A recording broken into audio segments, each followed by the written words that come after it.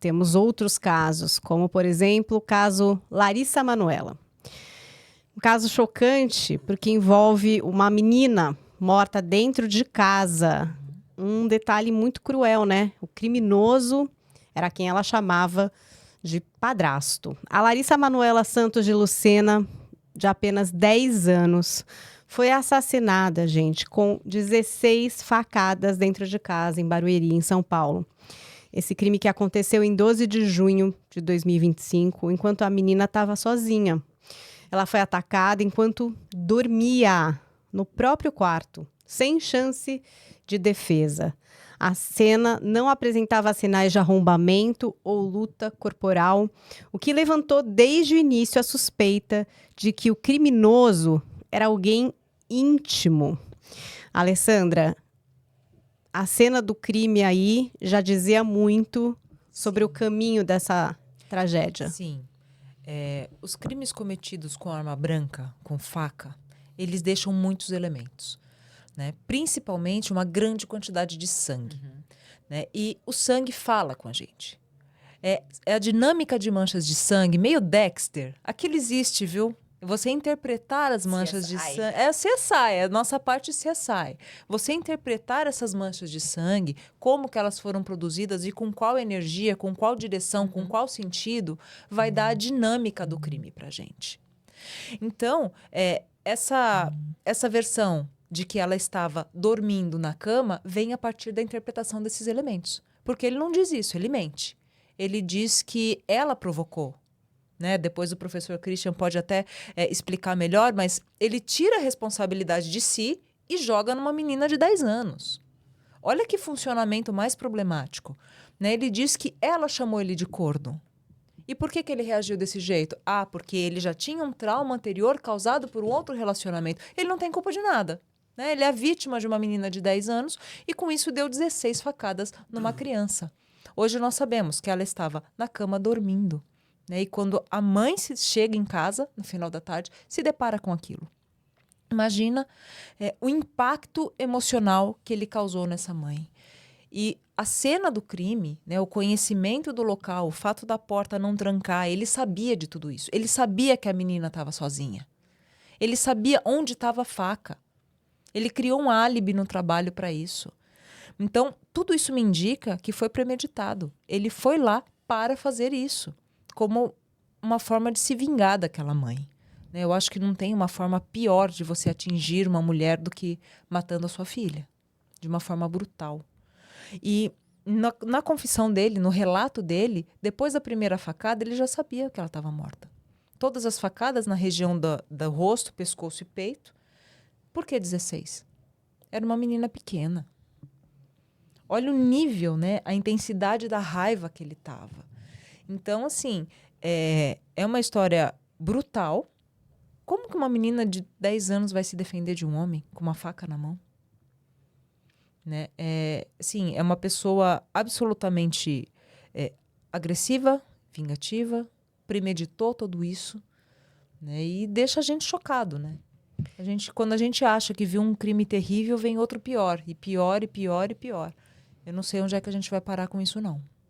Raquel, quando chega um crime como esse, onde muito provavelmente vocês que têm experiência já devam imaginar que possa ser alguém próximo, porque Sim. não tem arrombamento, é o que você falou, parecia que a pessoa era muito familiar com aquele ambiente. É bem delicado. Como que são os procedimentos, assim, até para vocês, sei lá, se a pessoa não se ligar e de repente fugir, né? Porque a pessoa tá se achando esperta, a gente sempre traz isso aqui, né? O criminoso sempre tá se achando muito esperto, ele acha que ele ploteou ali o crime perfeito. Como é que faz para cuidar, vocês já com os alertas ligados e conseguirem prender o criminoso? Aqui não é generalizar nem falar que todos os casos são desta forma, mas Basicamente é. Não é, mas é. Muitos, quase a maioria. Não é, mas é. Então, porque o padrão é repetitivo. O padrão não só de execução, mas comportamental. Ai, mas o padrasto estava no velório. Normal. A maioria dos assassinos estão no velório. Isso causou muita indignação. Chora, abraça estão lá. a família, eles fazem isso. Justamente porque, como eles são próximos, a ausência no velório abre uma margem absurda de suspeita sobre aquela pessoa que não foi na despedida de um ente querido. Outra situação. Ali tinha alguns elementos que poderiam ter 2 linhas de investigação. Aliás, esta outra linha ficou inconclusiva. A respeito de 10 dias antes, o pai ter tomado facadas também dentro de casa. E aí o pai, de uma certa forma, fala que ele também não é flor que se cheire, que ele até mereceu, porque ele é nervoso, dando a entender que ele fazia parte de algum tipo de facção da região Nordeste, facção criminosa. Tá. Na sequência, vem a morte desta menina. Por mais que não tenha tido autoria ou participação da mãe, ela deve responder sim, no meu entender, por um crime, no mínimo, comissivo por omissão. Traduz. Quando a mãe tem o dever de cuidar e zelar o seu filho, e ela deixa o filho ou a filha numa situação completamente vulnerável, não estou falando abandono de incapaz, mas eu estou falando naquela culpa de deixar o ambiente propenso para que ela fosse um alvo fácil de um cara que ela nem conhece, acabou de namorar, acabou de conhecer. Então ela tem uma conivência, uma passividade, até mesmo uma ausência de proteção daquela criança naquele ambiente que deveria ser preservado. A criança deveria estar num local seguro. É responsabilidade do pai. Deve ser investigado se existe essa participação imediata ou, no mínimo, no meu entender, uma omissão ali, ela já responde por uma imprudência, uma ausência de cautela, de cuidado daquela filha. É muito também, essas nuances, elas mostram o quanto a vida humana é banalizada, o quanto a vida humana é descartável e o quanto o criminoso, perverso, torpe, acredita na certeza da impunidade. Isso também a gente tem que falar de forma mais complexa, que hoje no país não existe ninguém que pratique um crime e que cumpra integralmente a pena a que ele foi condenado. Não existe. Não existe. Ah, mas o maníaco do parque vai ficar 30 anos. Mas ele foi condenado a quase 300 anos de cadeia. Então, alguém que hoje pratica um crime, o máximo que ele fica hoje não são 30, são 40 anos depois do pacote anticrime. Mas é algo que dá certeza da impunidade. Quando a gente fala em crimes de menor potencial ofensivo, nem cadeia dá. Um crime, se alguém é réu primário, vai ter os benefícios todos e as benesses todas da lei. Então, vale a pena, se for fazer a conta, o quanto ele vai pagar pela prática do crime e o quanto ele vai ficar. E só finalizando, hoje o nosso sistema de justiça, ele atua colocando a vítima como mera coadjuvante daquele sistema. Quem é o ator principal de todo e o sujeito de direitos do sistema de justiça é o criminoso, que tem excesso de direitos, garantias, benesses, e a vítima tem a vida destruída, a família destruída, ela está relegada. O Estado não acompanha essa vítima nem a família da vítima destruída. Mas o criminoso tem até auxílio bandidagem, né? Auxílio reclusão. Então, é uma inversão de valores em que nós não estamos falando nem fomentando a destruição de direitos, até mesmo daqueles que não são humanos na minha situação. Aliás, nem vamos equiparar a eles animais, né? Pessoas demoníacas. Não, pode até ter. Mas vamos cuidar também como sujeito de direitos às vítimas. Olha, o Diego Sanches, de 28 anos, o padrasto da menina, ele foi apontado desde o começo como suspeito. Imagens de câmeras mostraram a sua presença nas proximidades da casa e trocas de roupa em horários compatíveis com o crime. A confissão veio após 3 depoimentos e muitas contradições. Ele disse ter entrado em surto de raiva após ser chamado de corno por Larissa. É o que a Alessandra trouxe aqui já no início da nossa conversa. A polícia, entretanto, investiga também a possibilidade de crime sexual, já que a defesa da família pediu a exumação do corpo para um novo laudo. Christian, que espécie de ser humano é esse homem, porque é isso aqui no chat. Eu acho assim, você pode ser a favor ou contra uma prisão perpétua, mas acho que para esse caso é unanimidade que todos Cassação. gostaríamos. Até Todos porque ele já gostaríamos. tinha um histórico, né? Sim. De crimes sexuais. Com 14 anos de idade, ele estuprou uma criança de 3. Estuprou não, né? Menor de idade, então é ato infracional análogo ao estupro. correlato É ao bonito, estupro. né? Para a vítima é a mesma coisa, o que muda é para o Sim. criminoso. Uhum. Né? Não é estupro, é ato Outra infracional. pena- Mas para a vítima é a mesma Uma coisa. internação na Fundação Casa até 3 anos no máximo.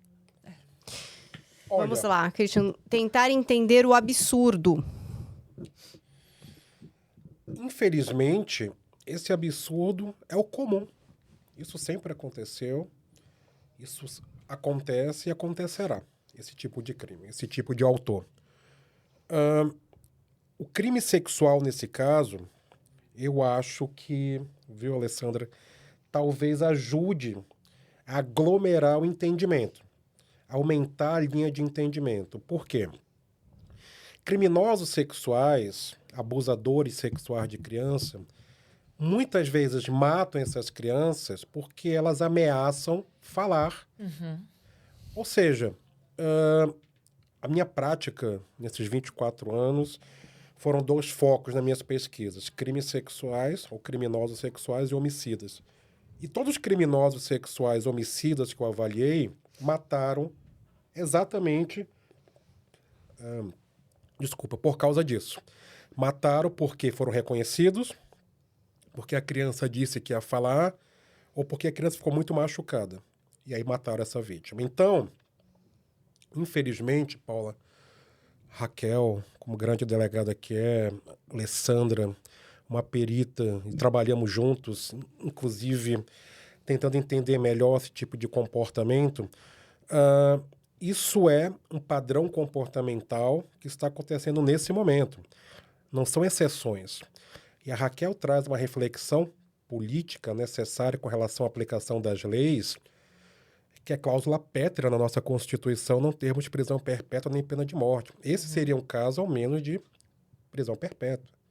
A pena de morte, historicamente, nunca resolveu a violência em nenhuma sociedade, em nenhum momento. Mas a prisão perpétua eu julgo necessária para esse tipo de caso. Então, claro, há os defensores dos direitos humanos, mas, como a Raquel muito bem trouxe, o humano ético, o humano moral, o humano que vive em sociedade, produz e colabora com essa sociedade.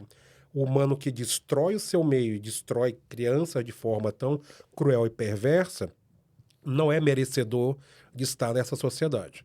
Então, nesse caso, nós temos hoje uma das maiores reincidências criminais do mundo, o Brasil. Temos quase 1 milhão de presos. Esses que saem, 30%, 40% voltam a cometer crimes.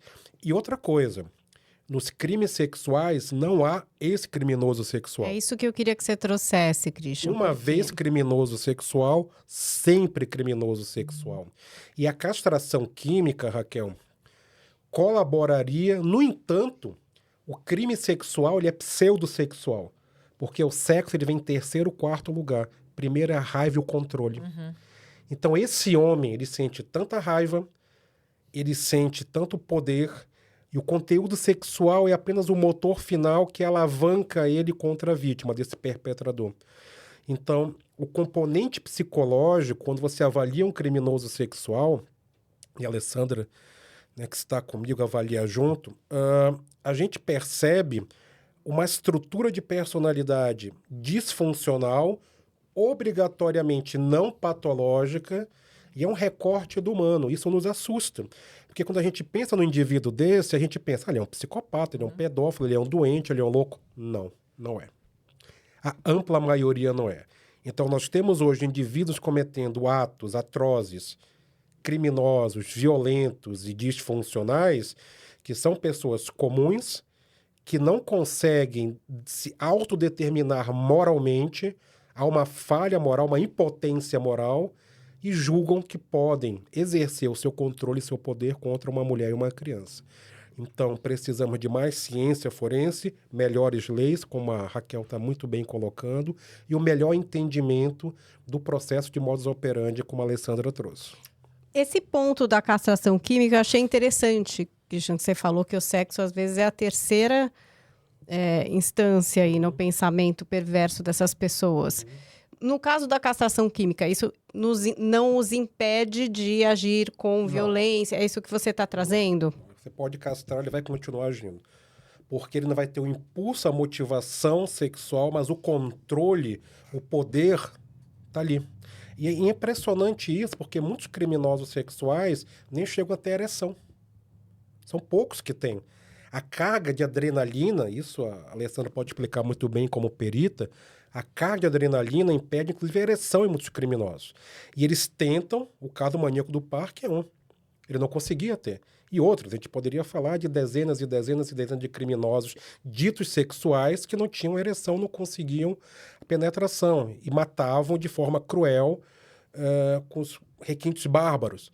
Então, temos que entender tecnicamente esse funcionamento. Obviamente, em casos de pedófilos clássicos, que é a minoria dos abusadores de criança, poderia funcionar. Mas é uma porcentagem muito pequena. Então, temos que pensar, primeiro, entender por que eles agem dessa maneira, de que maneira eles agem, por que eles decidem agir dessa maneira, pensar que o ambiente penitenciário deveria ressocializar, e obviamente nós sabemos, eu trabalhei 15 anos em presídio, e eu sei que não ressocializa absolutamente nada, então temos muito para responder, muito para entender. É interessante o que o Christian falou, porque a gente não pode nem falar, aliás, o pedófilo em si, a maior parte não é criminoso. Exatamente. Porque o pedófilo, ele é um doente, é um sociopata que tem atração por crianças. Agora, a maior parte, quase que na totalidade daqueles que violentam sexualmente crianças, não tem essa sociopatia ou parafilia por crianças. Porque o pedófilo é aquele que tem atração sexual por crianças. E aquele que violenta sexualmente crianças, não necessariamente tem atração sexual por crianças. Então, é essa a situação. Mas é bem interessante que você fala dessa forma mais técnica, Christian e Alê, porque a gente tem diversas formas da castração química, como ou pena, países em que a castração química é pena somente para aqueles criminosos sexuais contra crianças. E temos também a castração química como de forma voluntária para diminuição da pena, como se fosse um benefício para uma liberdade condicional, para uma comutação da pena, que no caso é a proposta aqui do nosso país. Eu vejo mais sentido na castração química a título de pena, de penalidade, sim, para aquele que pratica crimes sexuais de forma, no meu entender, um dos crimes mais perversos que um ser humano pode praticar.